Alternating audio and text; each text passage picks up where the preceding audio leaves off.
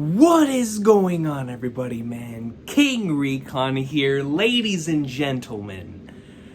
You know the Patrick Star meme? Oh boy, it's 3 a.m. At this point in time, we all gotta be on that energy.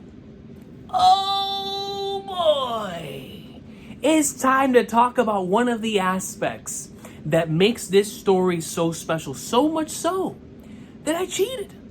You know, these could all be individual episodes in and of themselves, but I got a lot of greatness to talk about, man. So what did I do? What did my creative mind do? It cheated. And I'm not afraid of it, man. I'm not afraid to admit it. We cheated. But even though I cheated, it was hard. I mean, my brain was racking. I was losing it. The final spot, I was like, I don't know. I'm gonna give it to. I don't know. And I had to make a decision. And it was so tough, man. But we are here today. If y'all are new to the Saturday videos at this point in time, for the Saturday releases, we are currently celebrating the 1000th episode anniversary that's going to be incoming in November by counting down to it every single Saturday, talking about one of my favorite moments or one of the things that makes the series so special for me. And today, we're going to be talking about a lot of moments. Going to try to make this as short as possible, but I ain't going to cut myself off. You know what I'm saying? Some greatness needs to be talked about. And that is what we're going to be talking about today, man. Ladies and gentlemen, we love our 3x3s. You know, I know the community loves the 3x3s. I see them on Twitter all the time. So I was like, you know what? Let me do a 3x3 of my own. You know what I'm saying? 3x3, 9 pieces of awesome sauce. Because if there's one thing that we can always count on from the very beginning of One Piece up until now, it's that Oda never misses when it comes to his endings. As a matter of fact, these arcs usually peak at the very end. What I'm about to list are some of the greatest moments in the entire series. In this wonderful 3x3, ladies and gentlemen. Let's talk about some One Piece arc endings. Now, the criteria is that I'm going off of final chapters alone. Final chapters / final episodes alone. And so, for example, one of my favorite arc endings in terms of stretches is the end of Punk Hazard. But the final chapter to end off Punk Hazard didn't make my list because I just saw 9 others that resonated more with me than that one. You feel me? And that really weighed into it. It's like how impactful, how insane was the final chapter of said arc. And so, because Oda always ends up, like I said, peaking at the very end, we can always expect the very final chapter, very final episode, and one of these arcs to always be something beautiful. It's like, man, it's go time. And what makes it so good is that some of these are fantastic for different reasons, right? And so I've created a couple categories for myself. You feel me? Right? You're playing Jeopardy. We got some categories, man. So starting us off with the first part of the 3x3. Shabam! Ladies and gentlemen, Dressrosa. Now, if y'all were here for chapter 801, when that initially released, I almost never do videos when the chapters release / live streams when chapters release. That night, I didn't sleep when chapter 801 came out. I was told, I think that was one of the weeks, it was at least top 5 of the amount of individuals that told me to live react to the chapter. They were like, yo, you have to react to this chapter. This is no joke. And they were talking about for you specifically. And I was kind of scared. At the time, Dressrosa was ending. So I was like, what in the flying flutters are we about to get? Y'all talking about for me? I think at the moment I was like, a Blackbeard? Because everybody knows I'm a Blackbeard tard. So I was like, there's no way we're finally going to see Blackbeard post time skip. And so all these things running in my head. And because it was leading up towards, you know, chapter 800 just came out. We saw the little text bubble saying that some crazy stuff was going to happen.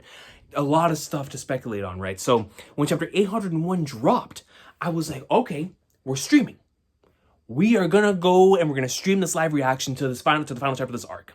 And that was back on the old channel, man. And I miss it. I missed that video because we had it was like a 5-hour long discussion at like from 3 in the morning until 8 in the morning. It was one of the craziest streams I have ever done. Because I don't know if I'll ever do it ever again. It was back, I was younger at the time, man. Definitely, I had the energy to be able to go off 0 sleep the rest of the day. I don't know if I can do that now.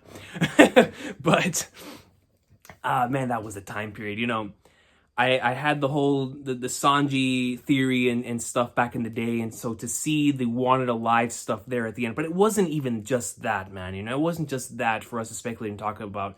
The rest of that chapter is so special, too. You have Lucci confirmed being a part of CP0.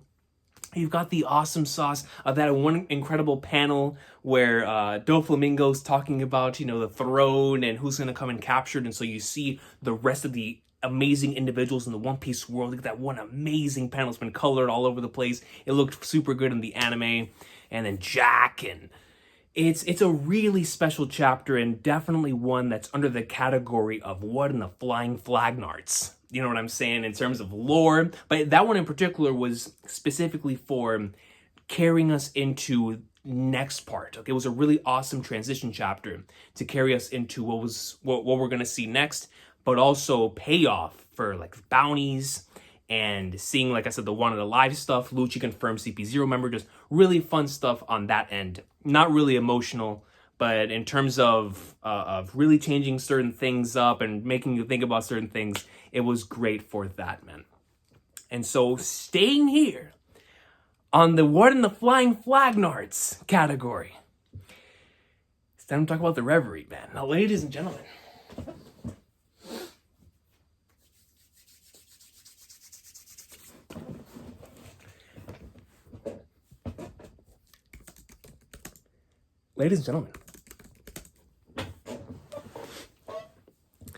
the Reverie Arc in Ichiro Oda's One Piece is 5 chapters. And it's some of the most insanely fire 5 chapters you will ever see. And for it to end on the note that it did, with one of the craziest character introductions that I have ever seen. One Piece already has the greatest character introductions. But when you topple on top of that an individual like Instant Messenger Sama, you change the entire game. You recontextualize so many things said in the series in the past. Doflamingo talking about from orders even higher above. You feel me? Individuals back with the Gordo say, you start looking back on things in the series. 5 Elder Stars, concepts behind names, the Void Century, the Ancient Kingdom, Clover when he got popped. Many things you start thinking. I was rereading Alabasta. I was like, oh, what's going on here, man? Who shadowed out? Who shadowed out? Why did Crocodile want specifically this ancient weapon? I mean, he's a dude. He's a very tactical individual. Doflamingo, what was he talking about with treasures and whatnot? You know what I'm saying? So it was a lot of big brain, mega brain stuff we still think about to this day. But that was without question one of the biggest What in the Flying Flagnarts is going on chapters in the entire series. And without question, one of my favorite chapters in the series. The introduction to Mr. Messenger Sama, Sabo, and Kuma. Oh man, Kuma. Then the Bonnie reveal. And it's like, bro, this is crazy. And then the Reverie officially begins. I mean, what a chapter. What a chapter. It's one that I've gone back to so many times, and a perfect ending to such an incredible transition arc. Chapter 908, very special. Very, very special, and without a doubt, in that What in the Flying Flagnards category. But let's go away from the What in the Flying Flagnards category, and let's go into the emotional category, because One Piece has a lot of extremely emotional chapters to end off certain arcs. And the one I want to start off with here was for this moment for me is anime and manga. Like, when I think back to what makes this medium so special, why it is I enjoy it so much, when somebody just says and throws out the term anime, this is the first thing that pops to mind almost every time. Even though One Piece wasn't my first anime, this was the scene that just stuck with me so hard in terms of ultimate payoff to so many episodes of greatness.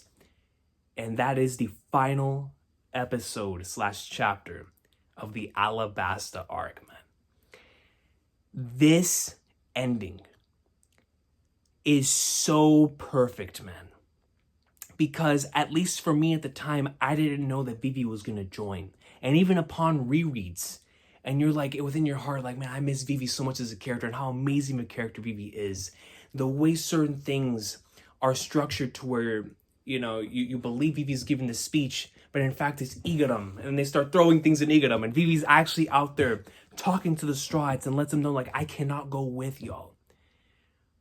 And it's when I'm talking about payoff and why the concept of payoff, like in Alabasta, I learned what that concept is and why like One Piece would end up being my jam was during that arc when I was like, now I get it. Now I get why Arlong Park hit me as hard as it did. Now I get why Drum Island hit me as hard as it did. This dude is a master at this type of stuff. But what he's best at is when the arc ends and you're like, that's why this was here. That's why at the beginning of the arc, we had the sign of friendship. And when I learned, on a personal note, that this was a serendipitous moment, that he thought of this moment, like on the week of him making this chapter, it just struck me of, man, when your pen is flowing and you are in that flow state of continuously putting out chapters and chapters and chapters, it's not that you come up with a moment and you build towards it. Sometimes whenever you're creating something, it just naturally comes out. And this was a moment that just naturally flew out of Oda's pen. And you can just tell about from how beautiful it just wraps up the entire arc, man.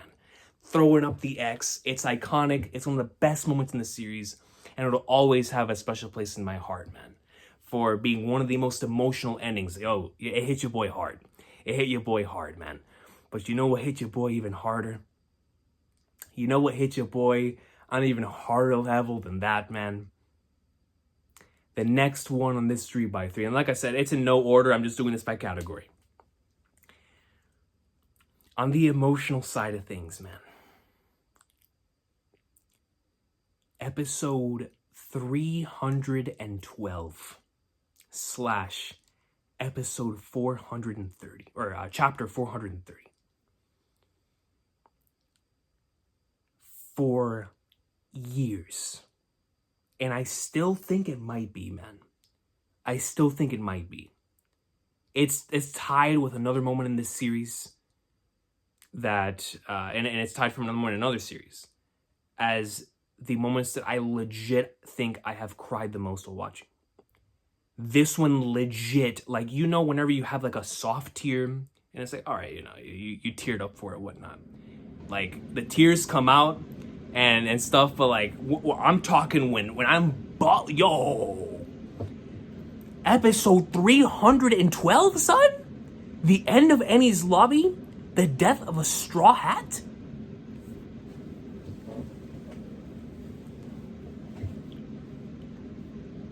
The Ace yo, listen, man. Listen to me.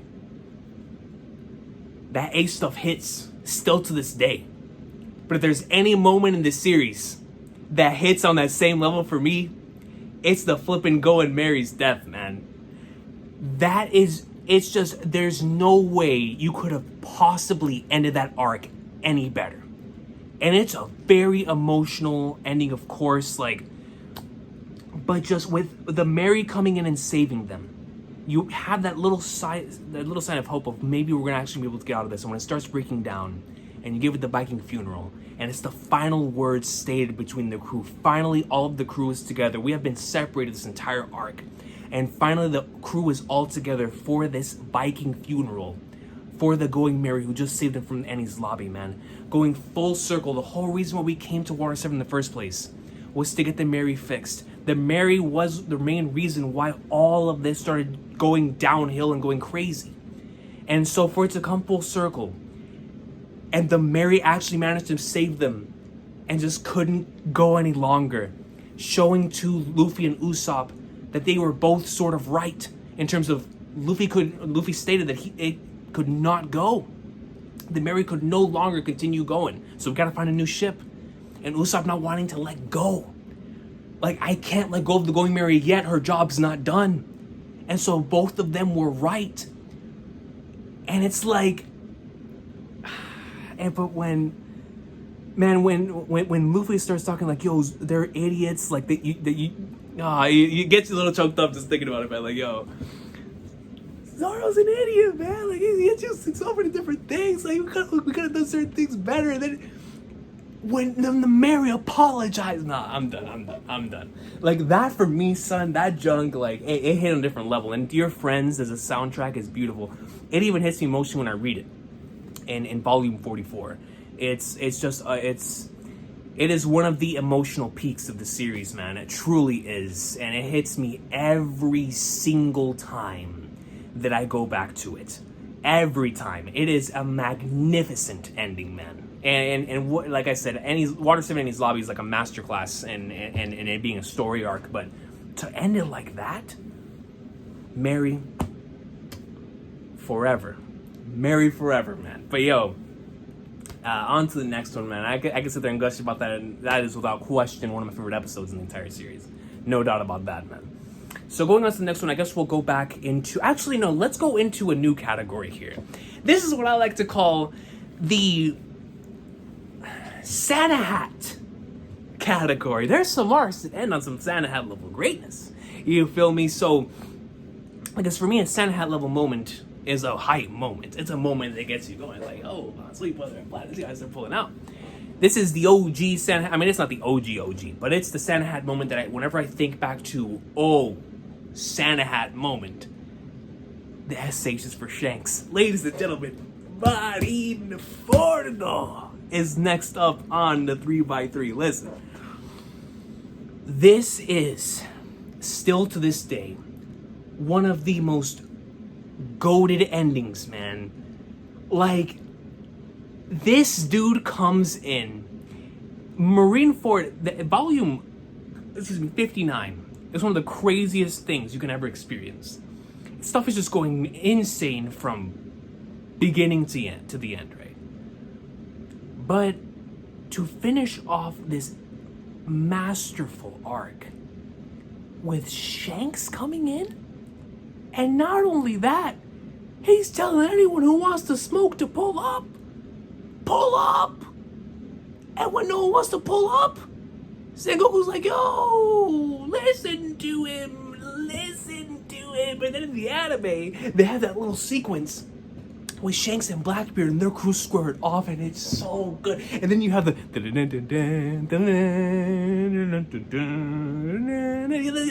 Shanks soundtrack. Like, come on, man. This is one of the greatest endings ever, dude. Yo, it's like, what better? I think, and it further like makes me feel this way whenever I see others' reactions to it, right? Like, especially recently, the more individuals start catching up to One Piece, and I watched their reactions specifically in animated form, and because of course when they're watching, they're able to voice their thoughts, and a lot of them say the same thing, like, right after Shanks shows up, when you have the soundtrack playing and you see the war, you see the aftermath of the war, you see Whitebeard, you see Ace, and Shanks officially, the war has come to an end. Everybody's like, what a phenomenal arc. It's just one of those chapters that makes you think back and reflect on everything that just took place while still processing. Shanks is here. Shanks is here. Peak, man. Peak. All right. Like, truly peak, man. Shanks showing up is one of the most hype moments ever.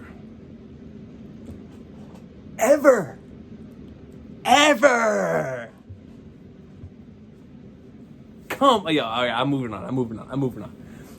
on, man. Because Shanks showing up is just, come on, bro. Come on. Now, you know what? I'm not gonna move on yet. Listen to me.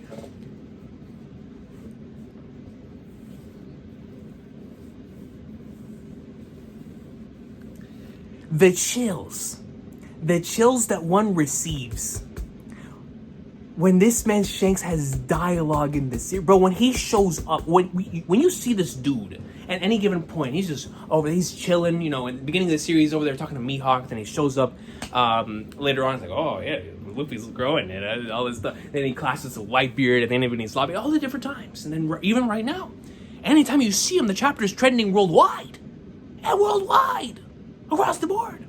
But this was the moment where Shanks was able to flex, man. And now we still don't know the implications. We don't know if he's just that dude or if he has some sort of connection. Could be both. But all I know is that both at the time and even now, I always get goosebumps when I watch this scene. It's just legendary. I have no words. It's just legendary. So for the final row here, I have 2 more emotional ones. And 1 more, or actually I have 4 more. I have 1 more What in the Flying Flag Nerds. I'm gonna save that. 2 emotional ones and 1 Santa Hat one. So I guess let me do another emotional one.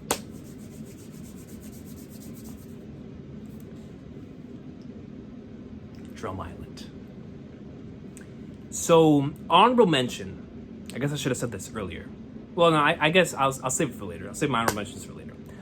But I decided to go with this one out of the other 2 that I had in mind for emotional, and because I was thinking between 3 of them, but I went with this one because when I was initially catching up to the series, and I reached this one, which I believe is episode 91 in the anime, this was further solidifying how special this series was for me.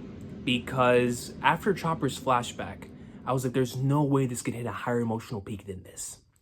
But when Luffy tells him, shut up and let's go, and you get the sequence with the reindeer, where you see it flying up in the air, and Kureha looking up, the tears flowing down, and you see the pink cherry blossoms all over the place.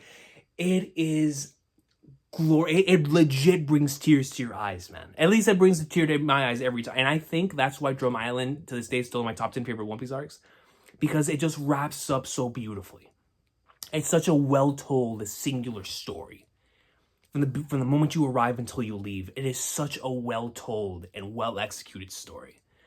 It's so good, man, and I love that arc. But it's that realization of the cherry blossoms, and once again the payoff thing of that's why we got all those implications there.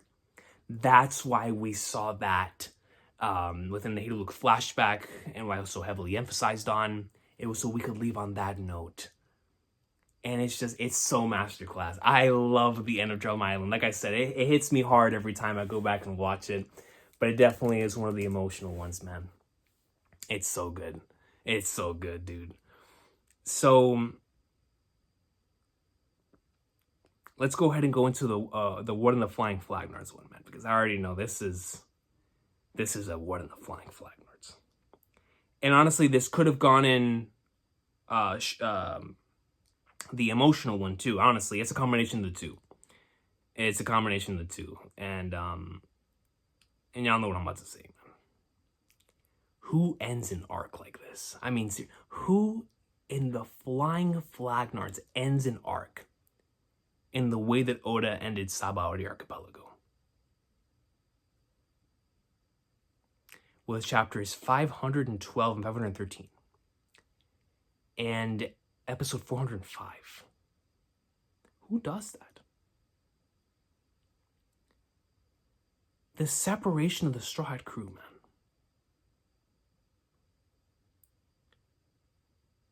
It's one of those things, when you first experience it, especially if you never got spoiled on it, that you'll never forget. You'll never forget it. Because up until this point, the threat level had never been this high. In terms of what this meant for your crew moving forward, the palette was clean. There were so many different possibilities of where it could go from there on out. But all of that was secondary to the fact that your crew just got wiped out. They were completely and utterly separated. And it is one of the most just Flagnards moments in the entire series. It might be the Flagnards moment in the entire series. Are you kidding me? Who in the world saw that coming at the beginning of Sabaody? You enter an amusement park place, and by the end of it, you see Luffy almost at his absolute worst, besides in post Marineford. you see him at his absolute worst. And it's like, bro. Like, man, dude. And it hits. It hits, man, because it's like, you've been on this journey for so long. And when they start being wiped out one by one, especially in the way the anime does it, man. The anime did such a great job with it. I mean, with Big Sake and the memories right before Luffy has his breakdown scene and the voice act. It is such an amazing ending to that arc, considering what takes place after. It's even better. It's one of those things that, you know, you would normally think, right? That after experiencing something like that, it wouldn't hit you as hard because, oh, you know what happens after that, right? And whatnot. But I think it's because it's with context, it honestly hits harder. Because, you know, if anything could have gone differently, if they just would have left, things would have never went in the way they did. And things would have gone completely different. But because things happened in the way they did, it honestly hits harder on rewatch. At least for me. Because then it turns from being something of absolute shock, just being extremely emotional. And it's like, man, it hurts every time. It hits every single time, man. Just, wow. Wow, man. And it will forever solidify itself as one of those, if you're not hooked by now, then you better strap in. Because it's go time. Like, from then on, I mean, come on. It's the beginning of the Paramount War saga. I mean, it's truly a once-in-a-lifetime experience if you've never gotten spoiled in that moment. It truly is. And just the way that, you know, I remember that interview where Oda basically had that mind for so many years that Kuma would be the one to separate the Straw Hats. He just knew that was going to happen. He was just building towards that. And I can just imagine him looking at the readers like, man, y'all think that punching the Celestial Dragon was the emotional peak of this arc? Wait until y'all see what I have in store. They ain't getting out of here. They're forcibly getting out of here. Juke, juke, juke. And some of those scenes, man, I mean, they hit. They hit, man. So definitely the ending of Sabaody, just absolutely sensational. What an arc, man. But that ending, that ending's just absolutely insane. For the next one, we're going to go straight emotional. I love this ending, man. Especially in the anime, episode 877. The end of Whole Cake Island, bro. Chapter 902. The Soul Pocus sequences, both with the actual vocalized version and the Sanji and Pudding film roll version, with that's silent, is up there in my top 5 favorite soundtracks in the entire series. It gets me every single time. The last time we rewatched it was when my boy Jalen was catching up to the Whole Cake Island. And I was like, please let me watch the final stretch with you. Please let me watch the final stretch with you. And we watched it. And when we reached this episode, I was just like, come on, man. It's Soul Pocus. It's Sanji and Pudding.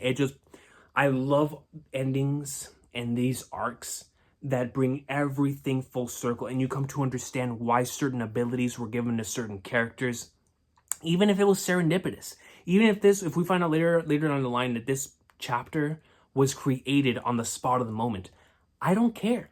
Because that's the beauty of storytelling. That's the beauty of this man was drawing this arc as it was going, and he still managed to create this masterclass ending, even if it was on the spot. I don't know if it was planned. I have no idea.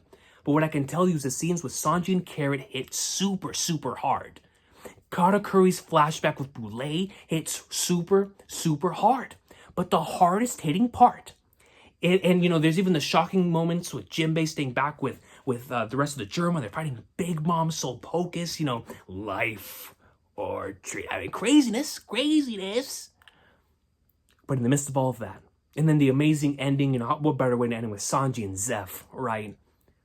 But it's the Sanji and Pudding stuff for me, man. Y'all know me, son. That stuff hit different. Both in the manga, but especially in the anime, man. It's hard. It's hard. Hard, man. Hard. It hit so hard in the anime, I legit questioned whether it was my favorite ending of an arc.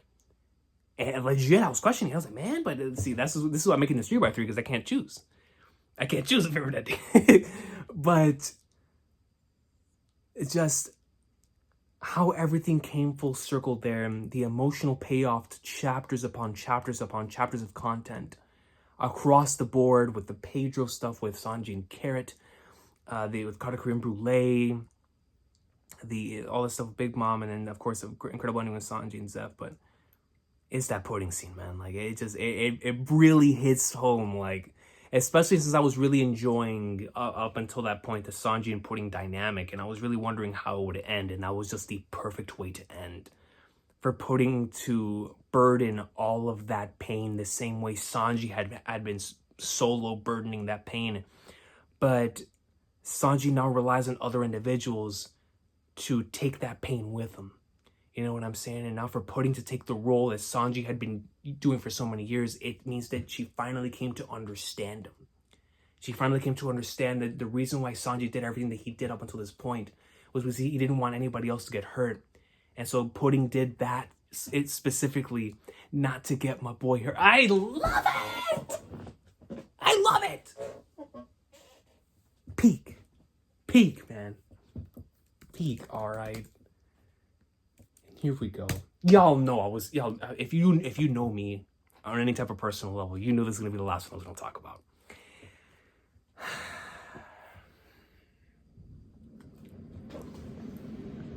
I think this, honestly, it might even have its own category.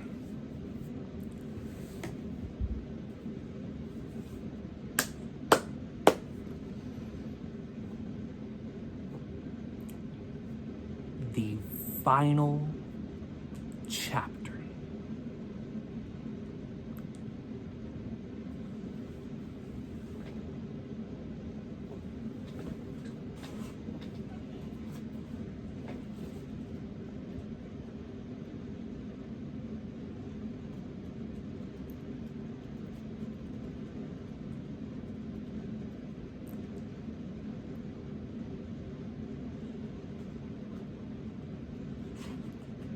I don't know what to say, man. You know what I mean? Like, there's just certain things that even whenever you look back on it, it leaves you speechless.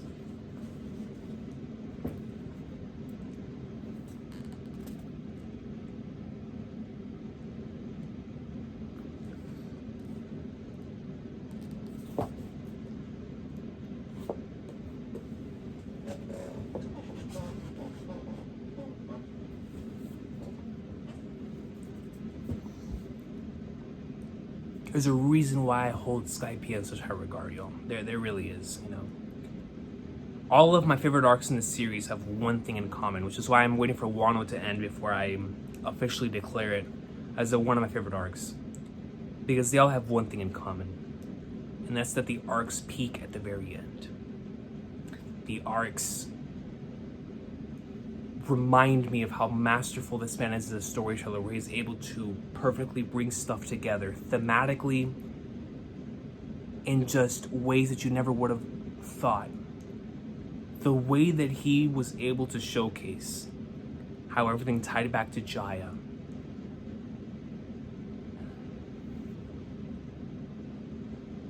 The concept of dreams.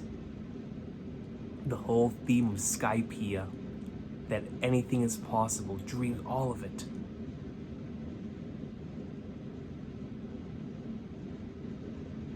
And for him to be like, so it really was in the sky, huh? Like he wasn't a liar after all. Oh my goodness, bro. Reach! Bang! Legendary. I mean, come on. Come on, man. One of the greatest moments in the entire series. I've heard some say it is the greatest moment, and I can't blame them. Absolutely downright spectacular ending to this arc, man. And the difference here with this ending the reason why I think to this very day, because I hold all of these arc endings on like the same type of tier, same type of level. But with this one in particular, because of my personal bias towards the concept of dreams, to see this is really, really beautiful, man. Because it's one thing to go out of your way to have people acknowledge you. And it's another thing to say what you're going to do and then allow that to be broadcasted even after somebody doesn't believe you're going to do something. Right? Because even though we already knew that it was going to, like, he was somehow, some way, Oda was going to showcase, like, yo, Sky Island existed. But for it to be done in this way, for it to be done in this type of symbolic manner, was just so good, man. The final party sequence, you know, of course, now we think about Nika and all that stuff, right? But it's just so good, guys. Chapter. It's Skype. What did he say? Skype. So good, man. I mean, I honestly, I get lost for words when I think about it. Gets me choked up thinking about it. That's how you know. That's how you know all these endings are just spectacular. Just spectacular endings, man. 3D2Y, man.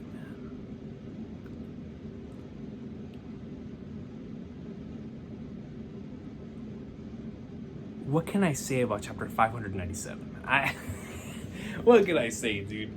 You get the incredible Zoro scene that we've been wanting to see, but it just it still blows my mind. That's one of my favorite scenes in the series, is that Zoro bowing for Mihawk scene. The weight behind those lines, behind those panels. But through Zoro, we're able to figure out exactly what the message meant. Not 3 days, but 2 years. And everyone gets that message. So it's like, when we cut back to Skyna and we see Luffy and Rayleigh and he puts the hat down, it's like, this is the end of an era in One Piece. Like, when we start again, we're going to a new world. And just had to give a shout out to this one, because this one was really hard not to put on the list. Personally, I love this final portion so much, but it's so good, man. So good.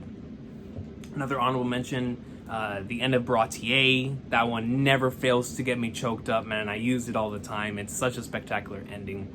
Brautier's ending is really special. And the end of Arlong Park, chapter 95. It gets me really, really emotional every time I go back. The pinwheel, the spin, it hits, man. The steel, and it's so good. It's so good, man. But ladies and gentlemen, this has been me rambling about this incredible arc endings. Let me know your favorite arc endings in the series. Like I said, these were in no particular order. These were just my favorites. These were just my favorites, and why they're my favorites for the reasons stated, right? Because they are such spectacular endings, and Oda is the very best at bringing things full circle. And I guess I just really love that about series in general, because it's something I really love about Gintama as well, right? So I love that about Hunter x Hunter, and like all these series that I hold in extremely high regard. They always know how to stick the landing, and Oda has never let me down. That's why I can't wait for Wano, man, because I know I've already loved this arc so much. If it sticks the landing and goes even further beyond, sweet flag cards. But ladies and gentlemen, I had so much fun talking about these. I'm so glad I managed to be able to do this, and because I honestly thought I was gonna do these in separate videos, but I was like, you know what? I'm just gonna do it in one video. I think it deserves to have its own video dedicated to it on these really special endings to these arcs, man. I love them. I really, really love them. And when I think about them, and I think about how well and just whenever you finish one of these arcs, it reminds you of what led you to this point, the threads that were built to have this spectacular moment here in the end, or whatever the case may be.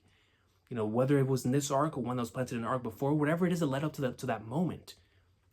From a thematic standpoint, from a storytelling standpoint, from a character standpoint. But for me, personally, I'm like, man, I want to do that. I want to leave the reader or the audience with that type of thing whenever they end the stuff that I've created. And I think anybody should strive for that as a creator, that you want to leave them with that same sense of satisfaction, like regardless of the type of ending it is.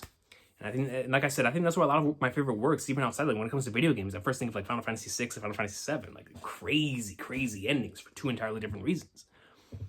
But I love it, man. Awesome stuff. It's the best-selling manga in history for a reason. I'm done. Y'all have a good one. This has been the Saturday video. It's probably going to be the longest one out of all of these, but I had to do it for this one, man. Y'all have an awesome one. Stay blessed. These are special, man. These are special.